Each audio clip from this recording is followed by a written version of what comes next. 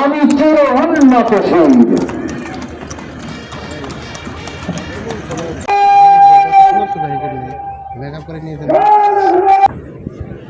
আগামী জাতীয় সংসদ নির্বাচন অবাধ, সুষ্ঠু ও শান্তিপূর্ণ করতে সারা দেশের ৪২,০০০-এর বেশি ভোট কেন্দ্রে মোতায়েন থাকবে ৫,৫৫,০০০-এর বেশি আনসার ও ভিটিপি সদস্য। স্বরাষ্ট্র উপদেষ্টা লেফটেন্যান্ট জেনারেল জাহাঙ্গীর আলম চৌধুরী জানান, প্রতিটি ভোট কেন্দ্রে ১৩ জন করে আনসার ভিটিপি সদস্য দায়িত্ব পালন করবে। পাশাপাশি নিরাপত্তা জোরদারে মোতায়েন থাকবে ১,১৯১টি আনসার ব্যাটালিয়ন স্ট্রাইকিং ফোর্স।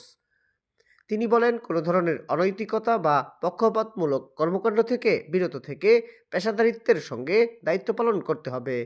গাজীপুরে আনসার ও ভিটিপি প্রশিক্ষণ সমাপনী অনুষ্ঠানে এসব কথা বলেন স্বরাষ্ট্র উপদেষ্টা।